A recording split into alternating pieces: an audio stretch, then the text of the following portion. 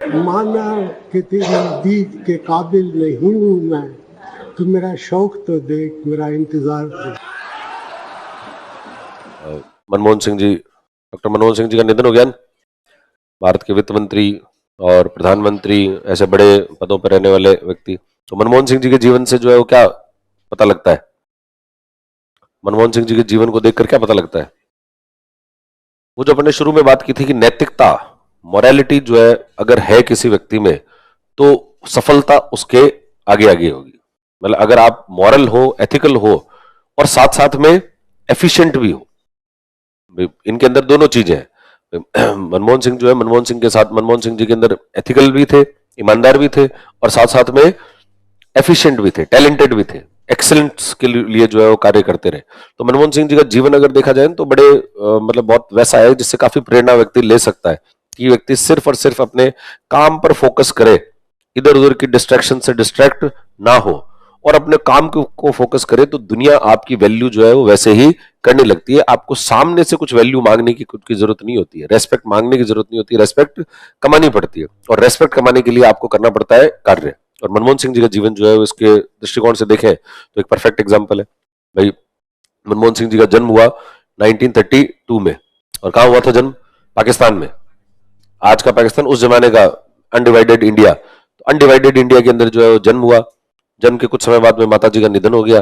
माता जी का निधन हुआ और उसके बाद में देश का पार्टीशन हो गया, और देश का पार्टीशन के अंदर जो है वो रिफ्यूजी बन गए। मतलब वहां से आप यहाँ आ गए हो, रिफ्यूजी के रूप में, शरणार्थी के रूप में आप भारत आए हो, भारत के अंदर आपने शरण ली है, यानी आपका जो पारिवारिक जो बैकग्राउंड है वो पूर्ण रूप से डिस्टर्ब हो गया है और सब कुछ जो डिस्टर्ब हो गया, सारा एकदम सेटल लाइफ थी और वो सेटल लाइफ बिल्कुल डिस्टर्ब हो गई। अभी वर्तमान में अगर छोटा मोटा डिस्टर्बेंस हो जाता है तो लोग कहते हैं साहब ये तो बहुत गलत हो गया, मेरे साथ तो बहुत गलत हो गया, बहुत गलत हो गया। व्यक्ति के साथ में कितना बड़ा गलत हुआ है कि आपका सब सेटलमेंट, जो चीज चल रही थी, जितना काम चल रहा था, वो सब डिस्प्लेस हो गए और डिस्प्लेस होकर आप जो है वो भारत के अंदर आ गए। तो उस विभाजन की त्रासदी को झेलने के बाद भी व्यक्ति ने अपने कॉन्फिडेंस को नहीं खोया।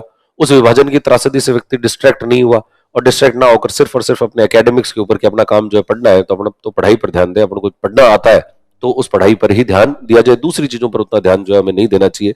या इस बात का रोना रोने से जो है कोई बहुत ज्यादा फर्क नहीं पड़ जाएगा कि विभाजन हो गया, विभाजन हो गया, विभाजन हो गया। फिर पंजाब यूनिवर्सिटी से जो है वो ग्रेजुएशन की, पंजाब इकोनॉमिक्स के अंदर, और थ्रू आउट स्कूल के अंदर, कॉलेज में हमेशा टॉपर रहे। और उसके बाद में जो है वो पढ़ने गए कैम्ब्रिज यूनिवर्सिटी में।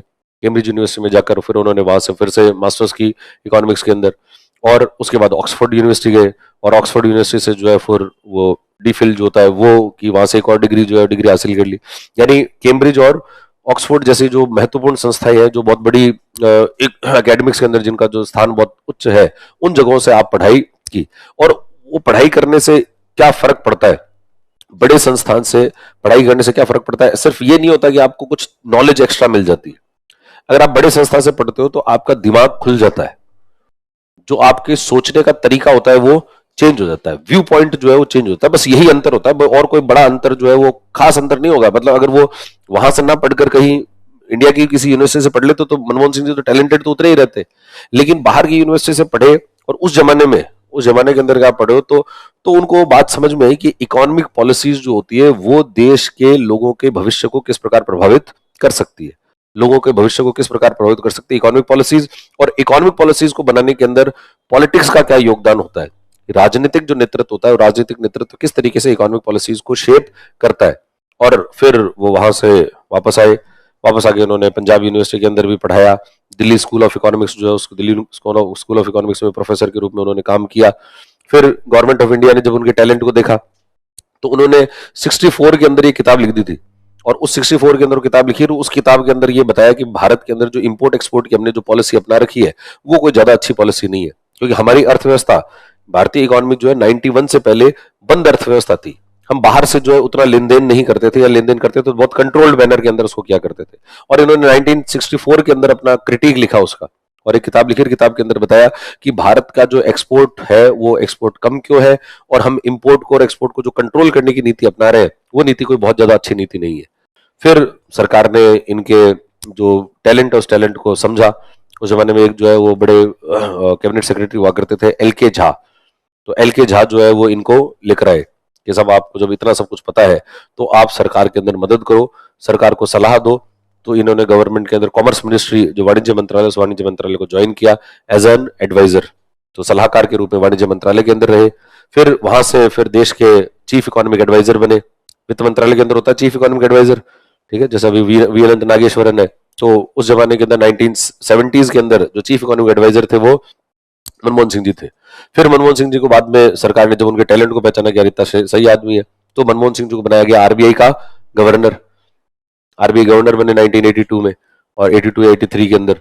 और आरबीआई गवर्नर में भी उनका जो कार्यकाल है वो बहुत क्रूशियल कार्यकाल था, क्योंकि आरबीआई पहले दिक्कत ये थी कि सरकार का खर्चा हो जाता था ज्यादा, सरकार के पास पैसे होते थे कम, तो इस वजह से रह जाता था घाटा, उसको बोलते थे बजट घाटा कहते थे, बजट डेफिसिट हुआ करता था। और बजट डेफिसिट को पूरा करने के लिए डेफिसिट मोनेटाइजेशन का यूज करते थे, मतलब सरकार जो है वो नोट छाप लेती, मतलब सरकार आरबीआई को कहती थी कि हमारा ये घाटा है, घाटा पूरा करने के लिए आप नोट छापो, और नोट छाप छाप के हमको जो है देते जाओ। मनमोहन सिंह जी ने कहा कि अगर नोट छाप छाप के अगर ऐसा करते रहेंगे, अगर ये कार्य ऐसा ही चलता रहा, तब तो लिक्विडिटी बढ़ जाएगी, इन्फ्लेशन बढ़ जाएगी, तो इसको रोका जाना चाहिए। और इसलिए फिर उन्होंने सुखमय चक्रवर्ती समिति जो है समिति का गठन किया, इन्हीं के द्वारा जो है किया गया। और इन्होंने कहा कि वह मौद्रिक नीति में और राजकोषीय नीति में इन दोनों में समन्वय होना चाहिए। तो आरबीआई गवर्नर के रूप में अच्छा भूमिका इन्होंने निभाई। फिर आरबीआई गवर्नर के बाद में सरकार ने वापस की, ऐसा वरना तो होता है आरबीआई गवर्नर हो गया तो अब रिटायर हो गया, अब घर जाओ। फिर कहा कि नहीं नहीं नहीं, इनको तो इस ऐसे आदमी को तो जो है घर नहीं भेजना है और इनकी सेवाएं लो। फिर प्लानिंग कमीशन का डिप्टी चेयरमैन बनाया, तो बाद में जो प्लानिंग कमीशन के वाइस चेयरमैन बने कौन, मनमोहन सिंह जी। फिर भारत के अंदर 1991 का आ गया क्राइसिस, और जब क्राइसिस आया तो उस क्राइसिस के समय मतलब देखा गया कि क्या करें क्या नहीं करें। उस समय प्रधानमंत्री में पीवी नरसिम्हा राव, और नरसिम्हा राव जब प्रधानमंत्री बने तो शपथ लेने से पहले ही उनके जो कैबिनेट सेक्रेटरी थे उन्होंने कहा कि साहब शपथ तो बाद में लेना, पहले आप इधर आओ, थोड़ा आपको बताते हैं देश के हालात कैसे खराब चल रहे हैं। तो देश के हालात बताए गए, तो उन्होंने देखा देश के हालात तो बहुत ज्यादा खराब है। फिर कहा इस हालात को सुधारें कैसे, कि सुधारने वाला काम तो हम कर लेंगे, लेकिन इन सुधारों पर लोग विश्वास कर सके तो हमको ये सुधार ऐसे लोगों से करवाना पड़ेगा, ऐसे व्यक्ति से करवाना पड़ेगा जिसकी क्रेडिबिलिटी होनी चाहिए, जिसकी विश्वसनीयता हो, और वो विश्वसनीयता वाला व्यक्ति ढूंढो। तो विश्वसनीयता वाला व्यक्ति जो है पहले तलाश किया गया। तो पहले तो एक बार नाम आया आईजी पटेल का, एक पहले आरबीआई के गवर्नर हुआ करते थे आईजी पटेल, तो कहा कि आईजी पटेल से ये काम करवा लेते हैं। आईजी पटेल को फोन लगाया गया, उनसे बात हुई। आईजी पटेल ने कहा कि साहब मेरे तो बैठेगा नहीं, मेरे तो उम्र जो है वो ज्यादा हो गई। तो साहब आपकी उम्र ज्यादा होगी तो आप बता दो फिर दूसरा कौन सा व्यक्ति हो सकता है। तो आईजी पटेल ने फिर नाम सुझाया मनमोहन सिंह जी का, कि भाई और उस समय मनमोहन सिंह जी यूजीसी के चेयरमैन थे, यूनिवर्सिटी ग्रांट कमीशन होता है ना, तो यूजीसी के चेयरमैन थे। और इन्होंने कहा कि आप उनको मनमोहन सिंह जी को लेके आओ, और मनमोहन सिंह जी जो है वो सही आदमी है, उनकी क्रेडिबिलिटी है विश्व बैंक के सामने, आईएमएफ के सामने, इनके सामने भी उनकी क्रेडिबिलिटी है। देश के अंदर भी जो पॉलिटिक्स के अंदर लोग हैं, ब्यूरोक्रेसी में जो लोग हैं, मीडिया में जो लोग हैं, एकेडमिक्स में जो लोग हैं, ये लोग जो है मनमोहन सिंह जी की अच्छी रेस्पेक्ट करते हैं, तो इस वजह से उनकी बात को मान लिया जाएगा। और इसलिए फिर इसको संपर्क किया गया, मनमोहन सिंह जी को संपर्क किया गया, मनमोहन सिंह जी को बनाया गया भारत का वित्त मंत्री। और 1991 का इन्होंने फिर वो ऐतिहासिक बजट प्रस्तुत किया, जिस बजट के अंदर भारत की जो दशा और दिशा है वो बिल्कुल चेंज हो गई। मतलब एक तरीके से भारत की आर्थिक आजादी थी वो 1991 का जो बजट था, या 1991 के जो सुधार थे, वो भारत की आर्थिक आजादी थी। उससे पहले हम जो है आर्थिक रूप से बहुत ज्यादा जकड़े हुए थे, कंट्रोल था, सरकार का बहुत ज्यादा कंट्रोल हुआ करता था। और 91 के बाद में जो उन सुधारों के बाद में वो कंट्रोल खत्म हो गया। और फिर तो मनमोहन सिंह जी का उसमें बड़ा रोल रहा उनको खत्म करने में। फिर वो जो 5 साल का कार्यकाल रहा सरकार का, पूरे कार्यकाल के अंदर वो देश के वित्त मंत्री के रूप में उन्होंने सेवाएं दी। रुपए पहला जो है रुपया का डिवैल्यूएशन करना, हालांकि मनमोहन सिंह जी भाई ये तो एकेडमिक्स में आदमी थे, तो रुपए को इन्होंने अवमूल्यन कर दिया था 91 के अंदर। रुपए को डिवैल्यू मतलब रुपए को थोड़ा कमजोर करो, क्योंकि पहले रुपए जो है रुपए की वैल्यू डॉलर के अगेंस्ट सरकार निर्धारित करती थी और वो सस्टेनेबल था नहीं, तो इसलिए इन्होंने रुपए का 2 बार डिवैल्यूएशन किया। तो फिर बहुत सारे लोग इनको धमकाने आ गए कि तुमने रुपए के को कैसे डिवैल्यू कर दिया, क्योंकि भारत के अंदर रुपए तो जो है वो मजबूत होना चाहिए, तो वो धमकाया गया। हालांकि फिर इन्होंने उस समय तो एक बार तो इस्तीफा दे दिया था कि मेरे को ऐसा कोई पद की जरूरत है नहीं, मैं खुद तो आया नहीं हूँ, तुम मेरे को बुला के लाए हो। बाद में फिर पीवी नरसिम्हा राव ने इनको मनाया गया, और छोड़ो इनकी बातें जो है इन पर ध्यान मत दिया करो, ऐसा कोई आए तो मेरे पास भेज दिया करो। फिर वो पूरे एलपीजी रिफॉर्म्स करवाने के अंदर, उनको एग्जीक्यूट करवाने के अंदर मनमोहन सिंह जी का रोल जो है बहुत महत्वपूर्ण था। पहले भारत के अंदर जो है आयात के लाइसेंस हुआ करते थे। बाहर से अगर आपको विदेश से कोई भी सामान लाना है तो इंपोर्ट का चाहिए लाइसेंस, तो इंपोर्ट का लाइसेंस चाहिए। जिस चीज का लाइसेंस मिला है आपको वही चीज इंपोर्ट कर सकते हो, उसके अलावा दूसरा कुछ नहीं कर सकते हो। तो इन्फोसिस के जो है संस्थापक नारायण मूर्ति, तो नारायण मूर्ति को कहा जाता है कि उनको एक कंप्यूटर लाना था, और कंप्यूटर लाने के लिए उन्होंने 3 साल जो है वो दिल्ली के चक्कर लगाए कि भाई मुझे कंप्यूटर जो है बाहर से लाना है, कंप्यूटर बाहर से लाना है, तो आयात करना है, और आयात करने के लिए लाइसेंस दो। तो फिर बाद में आयात करने का लाइसेंस दिया, और उनके साथ में दिक्कत ये हुई कि जब लाइसेंस जिस कंप्यूटर के जिस मॉडल का दिया गया, और वो 3 साल हो गए, और 3 साल हुए तो उन्होंने जिस मॉडल के लिए अप्लाई किया था कि भाई ये मॉडल हमको जो है आयात करने का वो दिया जाए, 3 साल के अंदर वो मॉडल हो गया थोड़ा पुराना, नया अपडेटेड आ गया। अपडेटेड आ गया तो इन्होंने सोचा कि यार अब जब अपडेटेड आ गया तो हमने अपडेटेड लिया, तो ये अपडेटेड लाइसेंस, अपडेटेड जो कंप्यूटर का मॉडल है वो लेकर आए। लेकिन इनको बंदरगाह पर, पोर्ट के ऊपर रोक दिया गया, साहब ये तो आगे बढ़ नहीं सकता, ये देश के अंदर ये वाला मॉडल नहीं जा सकता। ये मॉडल क्यों नहीं जा सकता है ना, कंप्यूटर के लाइसेंस की लाइसेंस है हमारे पास में, ना ना ना, ये लाइसेंस अलग है, और ये लाइसेंस, ये जो आप उत्पाद लाए हो ये अलग है। फिर वापस से उन्होंने मिनिस्ट्री के चक्कर लगाए, 6 महीने और मिनिस्ट्री के चक्कर लगे, फिर अपडेटेड उस मॉडल का जो है लाइसेंस उनको मिला। ये इंपोर्ट लाइसेंस की नीति हुआ करती थी, और इस इंपोर्ट लाइसेंस की नीति को मनमोहन सिंह, मोंटेक सिंह अहलुवालिया और पी चिदम्बरम और पीवी नरसिम्हा राव, इन्होंने 8 घंटे में खत्म कर दिया। इतनी बड़ी नीति को, मतलब जिस तरीके से कंट्रोल था, इस पूरे कंट्रोल को, सारी ब्यूरोक्रेसी को बाईपास करते हुए मोंटेक सिंह अहलुवालिया को भी इसके अंदर, सरकार के अंदर लाने वाले व्यक्ति कौन थे, वो भी मनमोहन सिंह ही थे। मनमोहन सिंह जो टेक्नोक्रेट्स कि ऐसे लोग जो आईएएस नहीं है और उसके अलावा बाकी दुनिया में भी अच्छा कर रहे हैं, उन लोगों को सरकार के अंदर लाया जाए, सरकार को उनसे भी सलाह लेनी चाहिए। इसका बड़ा समर्थन जो है वो मनमोहन सिंह जी का था। तो मोंटेक सिंह अहलुवालिया जो है वो पहले वर्ल्ड बैंक में हुआ करते थे, और उनको सरकार में लेकर आए। मोंटेक सिंह अहलुवालिया कॉमर्स मिनिस्ट्री में सेक्रेटरी, उन्होंने कॉमर्स मिनिस्ट्री के मंत्री थे पी चिदम्बरम साहब को कहा कि साहब ये आयात लाइसेंस की जो नीति है ये बिल्कुल सही नहीं है, और अगर हम ब्यूरोक्रेसी के माध्यम से जाएंगे, अगर हम आईएएस वगैरह को उनको कहेंगे तो उनकी तो शक्ति है ये, और ये शक्ति खत्म करने के लिए वो तो तैयार होंगे नहीं, तो क्या करें। तो कहा कि आप जो है सीधे वित्त मंत्री से बात करो। तो उन्होंने सीधे बात की, किससे, वित्त मंत्री से। तो फाइल सीधे गई वित्त मंत्री के पास, ब्यूरोक्रेसी के थ्रू नहीं गई, मिनिस्टर टू मिनिस्टर। फिर उन्होंने कहा कि अब ये तो इतनी बड़ी चीज है, तो इसमें सिर्फ वित्त मंत्री नहीं, इसमें प्रधानमंत्री की सहमति चाहिए। तो प्रधानमंत्री की सहमति चाहिए तो प्रधानमंत्री कार्यालय के थ्रू नहीं, सीधे प्रधानमंत्री से। तो इन्होंने फिर सीधे टाइम लिया पी नरसिम्हा राव से, और नरसिम्हा राव को जाकर उन्होंने कहा कि साहब ये है, इसको खत्म करना है। तो नरसिम्हा राव ने कहा कि भाई तुमने देख लिया, मनमोहन सिंह जी को के ऊपर भरोसा इतना ज्यादा था कि भाई तुमने देख लिया और तुम्हें लगता है कि सही है, तो ये बात सही होगी, और सही होगी तो फिर उन्होंने साइन किया, और साइन किया, और भारत के अंदर ये इंपोर्ट लाइसेंसिंग की नीति हो गई खत्म। तो इतना, मतलब जितना बड़ा वो चीज थी कि इसको सुधार करने में तो बहुत भयंकर समय लगेगा, उसको इन्होंने 8 घंटे के अंदर पूरी पूरी व्यवस्था ही चेंज कर दी, पूरे हालात बदल गए, जज्बात बदल गए, बड़ी बात जो है वो होगी वहां। और ये सुधार अगर मनमोहन सिंह जी नहीं होते तो, सुधार तो करने ही पड़ते अपन को, लेकिन सुधारों को करना बहुत मुश्किल होता, उनकी एक्सेप्टेबिलिटी को बनाना जो है बहुत मुश्किल होता।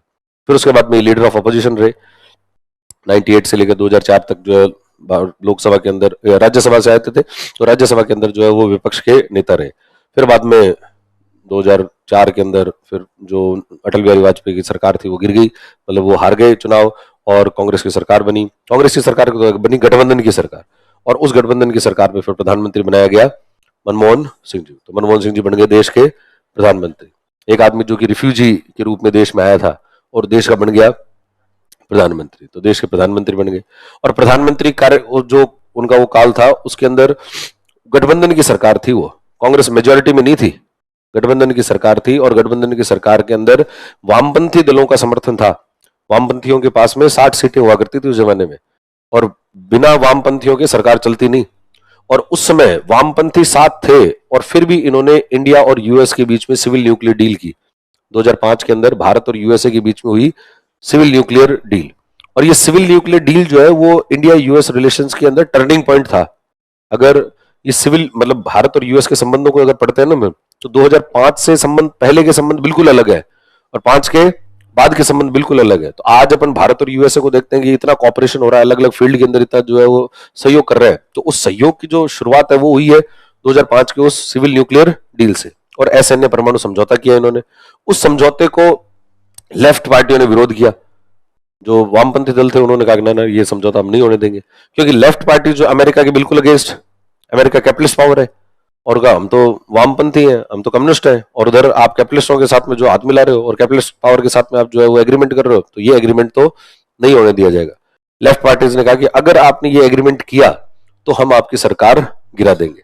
मनमोहन सिंह जी को धमकी दी गई कि आपकी सरकार गिरा दीजिए। मनमोहन सिंह ने कहा कल गिराते हो तो आज गिरा दो, लेकिन ये तो होगा, इसके अंदर तो जो है पीछे हटने वाली बात है ही नहीं। हमने कमिटमेंट कर दिया है, यूएस में जाकर हमने एग्रीमेंट साइन किया है तो एग्रीमेंट तो लागू होगा। उसके बाद में इनकी सरकार के विरुद्ध जो यूपीए फर्स्ट था, उस यूपीए फर्स्ट के अंदर इनके विरुद्ध आया अविश्वास प्रस्ताव, नो कॉन्फिडेंस मोशन आया। नो कॉन्फिडेंस मोशन के अंदर बीजेपी वगैरह ये तो गिराना चाहते ही थे, लेफ्ट पार्टीज ने भी इनके अगेंस्ट हो गई। लेकिन लास्ट टाइम पर समाजवादी पार्टी और बहुजन समाजवादी पार्टी, बसपा और सपा, इन्होंने इनकी सरकार को, कांग्रेस को बाहर से समर्थन दे दिया और बाहर से समर्थन देकर वो जो सरकार थी वो सरकार बच गई। तो इस तरीके से वो सरकार तो सर्वाइव कर गई, साथ साथ में इंडिया यूएस न्यूक्लियर डील भी सर्वाइव कर गई, और वो न्यूक्लियर डील के कारण भारत और यूएस के संबंध जो है वो अच्छे हो गए। देखो, न्यूक्लियर डील बहुत महत्वपूर्ण इसलिए थी क्योंकि ये वही अमेरिका था जो 1998 में भारत के ऊपर आर्थिक प्रतिबंध लगा रहा था। 1998 में भारत ने जब परमाणु परीक्षण किए तो उन परमाणु परीक्षणों के विरोध के अंदर अमेरिका ने आर्थिक प्रतिबंध लगा दिए। तो इकोनॉमिक सैंक्शंस लगाने वाला देश कुछ साल पहले, 7 साल पहले इकोनॉमिक सैंक्शंस लगा रहा है, और 7 साल बाद 2005 में, 98 में तो सैंक्शन लगा रहे थे, 5 के अंदर डील ही कर ली कि सब सिविल न्यूक्लियर डील, आपको न्यूक्लियर टेक्नोलॉजी देने को तैयार हो गए। तो ये बहुत बड़ा शिफ्ट है, और ये शिफ्ट को लाने के अंदर जो है मनमोहन सिंह जी का रोल, मतलब अगर उस समय वो कमजोर पड़ जाते, जैसे मनमोहन सिंह जी को ये माना जाता है कि थोड़ा कमजोर प्रधानमंत्री के रूप में जो है वो लोग उनकी छवि को देखते हैं कुछ लोग, लेकिन अगर उस समय वो कमजोर पड़ जाते और इस डील को नहीं होने देते, अगर वो लेफ्ट पार्टीज जिस तरीके से ब्लैकमेल कर रही थी उनको, और उस ब्लैकमेलिंग में आ जाते और ये कहते हैं कि नहीं, अपन को तो सरकार बचानी जरूरी है भले ये डील ना हो, तो इंडिया और यूएसए के संबंधों में जितनी प्रगति हुई है उतनी प्रगति नहीं होती, मतलब उसमें डिले हो जाता और वो चीजें जो है वो और पीछे चली जाती। फिर वो जो कार्यकाल रहा, 10 साल तक भारत के प्रधानमंत्री रहे, 2014 तक जो है प्रधानमंत्री रहे, और उस कार्यकाल के अंदर भी काफी बड़े बड़े सुधार जो है वो हुए। जैसे आज अपन देखते हैं राइट टू एजुकेशन जो है वो इन्हीं के कार्यकाल में आया। राइट टू इन्फॉर्मेशन, सूचना का अधिकार, पारदर्शिता के लिए अपन मानते हैं कि देश की पारदर्शिता में सूचना का अधिकार का एक महत्वपूर्ण भूमिका है, तो राइट टू इन्फॉर्मेशन इन्हीं के काल के अंदर आया। नरेगा, जो Mahatma Gandhi national rural employment guarantee act है, वो भी इन्हीं के द्वारा जो है लाया गया। उसके बाद में जो यूपीए सेकंड था उसके अंदर राइट टू फूड, जैसे जो आज प्रधानमंत्री गरीब कल्याण अन्न योजना चल रही है ना, तो इस गरीब कल्याण अन्न योजना का जो पीछे लीगल बैकिंग है वो है नेशनल फूड सिक्योरिटी एक्ट, राष्ट्रीय खाद्य सुरक्षा कानून, और राष्ट्रीय खाद्य सुरक्षा कानून मनमोहन सिंह जी की सरकार के अंदर ही आया था। इवन जो आज अपन जो आधार कार्ड यूज कर रहे हैं, तो आधार नंबर हम यूज करते हैं, तो आधार कार्ड नंबर को आइडिया उसका लेके आना और उसके लिए यूनिक आइडेंटिटी का जो अथॉरिटी बनाना, और उसमें नंदन नीलेकणी, उस जमाने जो इन्फोसिस के को फाउंडर हुआ करते थे, नंदन नीलेकणी अभी भी है, तो नंदन नीलेकणी जो है उनको उसके अंदर लेकर आए। तो बाहर से टेक्नोक्रेट्स, जो लोग दूसरी जगहों पर अच्छा काम कर रहे हैं, उनको सरकार के अंदर लाओ और सरकार के अंदर लाकर उनसे अच्छा काम करवाओ। तो ये काम भी मनमोहन सिंह जी के कार्यकाल के अंदर जो है वो हुआ। हालांकि कार्यकाल में जो कमियां रही वो रही स्कैम्स, खासकर यूपीए 2 जो दूसरा कार्यकाल रहा। पहला कार्यकाल तो अच्छा था, क्लीन था, लेकिन सेकंड कार्यकाल के अंदर जो है काफी सारी स्कैम, एकदम एक के बाद एक के स्कैम जो है वो आते गए। लेकिन स्कैम तो बाकी जगहों पर, बाकी सब पर तो आरोप भी लगे, स्कैम की चर्चाएं भी हुई, लेकिन एक आदमी जो इन सब स्कैम के बीच में ईमानदार था और वो थे मनमोहन सिंह। भाई मनमोहन सिंह जी के ऊपर कोई भी, इवन आज भी जो है विपक्ष का कोई भी व्यक्ति हो, वो ये नहीं कह सकता कि ये जो भी स्कैम थे इनमें मनमोहन सिंह जी का इन्वॉल्वमेंट था। प्रधानमंत्री जो है वो उनका उसमें कोई इन्वॉल्वमेंट नहीं है। भाई आप आसपास में लोग कर रहे हैं, हो सकता है कि कुछ गलत भी कर दिया हो, लेकिन प्रधानमंत्री की स्वीकृति से ये कर रहे हो, या प्रधानमंत्री का उसमें इन्वॉल्वमेंट हो, या प्रधानमंत्री की नॉलेज के बाद में ऐसा कार्य किया जा रहा है, तो ऐसा नहीं था। तो इस वजह से मनमोहन सिंह जी की छवि जो है वो थ्रू आउट जो पीरियड में रही वो कैसी रही है, ईमानदार। तो ईमानदारी से ही कार्य जो है कार्य किया गया। तो एक व्यक्ति अगर ईमानदार है, साथ साथ में टैलेंटेड है और अपने कार्य के ऊपर फोकस करता है, तो रिफ्यूजी होते हुए भी व्यक्ति देश के अंदर आरबीआई का गवर्नर भी बन सकता है, मुख्य आर्थिक सलाहकार भी बन सकता है, प्लानिंग कमीशन का डिप्टी चेयरमैन भी बन सकता है, वित्त मंत्री भी बन सकता है, लीडर ऑफ अपोजिशन भी बन सकता है, और 10 साल तक प्रधानमंत्री भी बन सकता है। ये सब कार्य जो है किए जाए, इससे ज्यादा फिर सफलता और किसको कहते हैं। तो जो ये अपन जो शुरुआत में एक बार बात की थी कि सफलता के लिए बेईमानी जरूरी हो जाती है, कि आजकल तो सफल होने के लिए तो आदमी को कुछ ना कुछ तिकड़म जो है लगानी पड़ती है, तो वो बात एकदम झूठ साबित हो जाती है। कि सफलता के लिए तिकड़म की आवश्यकता नहीं होती। सफलता के लिए किसकी आवश्यकता होती है? ईमानदारी तो हो, ईमानदारी बेसिक नेसेसिटी है, सिर्फ ईमानदारी आपको बहुत ज्यादा सफल नहीं बना देगी, लेकिन ईमानदारी का होना बहुत जरूरी। बिना ईमानदारी के तो आप आगे नहीं पहुंच सकते। तो ईमानदारी तो बेसिक कंडीशन है, नेसेसरी कंडीशन है, और उसके बाद में उसके ऊपर एफिशिएंसी, टैलेंट, ये अगर हो तो व्यक्ति और अपने जीवन के अंदर आगे जो है बढ़ता। तो ईमानदारी होनी चाहिए और साथ साथ में टैलेंट हो, टैलेंट और एफिशिएंसी के साथ में व्यक्ति काम करे तो वो किसी भी बड़े से बड़े पद तक जो है पद तक व्यक्ति पहुंच सकता है। और फिर दूसरा की चीजों से डिस्ट्रैक्ट नहीं होना, अपने काम पर फोकस करो। जबरदस्ती कोशिश नहीं करे कि यार मैं एक बार आरबीआई का गवर्नर बन जाऊं, कहीं पर सिफारिशें लगाओ, यार एक बार देखो साहब मेरे को बना के देखो आरबीआई का गवर्नर, कहीं से किसी को सिफारिश लगाने की क्या जरूरत है। अगर तुम्हारे अंदर टैलेंट है तो खुद बुला के आपको कहेंगे साहब आप बनो ना, हमारे को तो कोई मिल ही नहीं रहा, आदमी नहीं मिल रहा ऐसा कि इतने महत्वपूर्ण पद पर बैठाने के लिए ईमानदार आदमी मिलता है, तो मिलता नहीं। जब यूजीसी इसका वित्त मंत्री बनाया गया, तो वित्त मंत्री बनाया तो सामने से फोन गया था, इनका कोई प्रयास नहीं था वित्त मंत्री बनने, ये तो यूजीसी चेयरमैन बैठे थे। और जब प्रधानमंत्री कार्यालय से फोन गया इनको, मनमोहन सिंह जी को, कि भाई आपको वित्त मंत्री बना रहे हैं, तो पहली बार तो इनको भरोसा नहीं हुआ था। पहली बार जब फोन किया गया था तब इनको लगा कि मेरे साथ कोई मजाक कर रहा है, और इनको कहा कि भाई आपको भारत का वित्त मंत्री बनाया। तो मेरे को कौन बनाया वित्त मंत्री, मैं कोई राजनीति में हूं नहीं, राजनीति मेरी ऐसी कोई जानकारी नहीं, इतने सारे बड़े बड़े पॉलिटिशियंस जो है वो लाइन लगा के बैठे हैं बड़े बड़े मंत्रालय के लिए, वित्त मंत्रालय इतना महत्वपूर्ण मंत्रालय, मुझे कौन देने वाला है, और ये मेरे साथ कोई मजाक कर रहा है, और उन्होंने कहा फोन रख दिया। फिर बाद में पीवी नरसिम्हा राव ने वापस फोन किया, और नरसिम्हा राव ने फोन करके कहा कि मैं बोल रहा हूँ पीवी नरसिम्हा राव, भारत का प्रधानमंत्री असली वाला। तो क्या, हाँ बोलो साहब। तो उनका आप विश्वास नहीं कर रहे हो, लेकिन देश में आर्थिक संकट ऐसा है कि हमें आपकी जरूरत है। आपको तो नहीं है वित्त मंत्री बनने की जरूरत, आप तो नहीं चाहते हो, लेकिन हम चाहते हैं कि आप वित्त मंत्री बनो। तो वित्त मंत्रालय सामने से ऑफर हुआ, और उसके अंदर भी हर थोड़े दिन में जैसे उनको कोई धमकाने आ जाता था तो इस्तीफा लो, मेरे को जरूरत ही नहीं, मैं तो यूजीसी में बैठा हूँ, अपने सही बैठा हूँ, मेरे को तुम्हारे वित्त मंत्रालय की जरूरत नहीं। लोग जो है वो छोटे मोटी पोस्ट के लिए, सरपंच बनने के लिए जो है वो लालायित होते जाता है, कह रहे साहब कुछ भी कर लेंगे, तैयार हो जाएंगे, थोड़ी बहुत कोई पद दे दो, हल्का फुल्का पद दे दो। और यहाँ पर व्यक्ति वित्त मंत्रालय भी छोड़ने के लिए तैयार है कि ये पकड़ो, मेरी तो आवश्यकता जो थी नहीं, मुझे ऐसा भी कोई शौक है नहीं कि मैं वित्त मंत्री बनूं, मैं तो मेरे जहां बैठा हूं, जहां एकेडमिक्स में काम कर रहा हूं, मुझे उसी की सही लगता है और वो काम मैं करता रहूंगा। लेकिन फिर वापस प्रधानमंत्री ने समझाया कि साहब आपको नहीं है जरूरत, ये हम जानते हैं, पर देश को जरूरत है, आपको तो नहीं है पर देश को जरूरत है। तो ऐसे व्यक्ति का जाना ये अपूर्णीय क्षति है।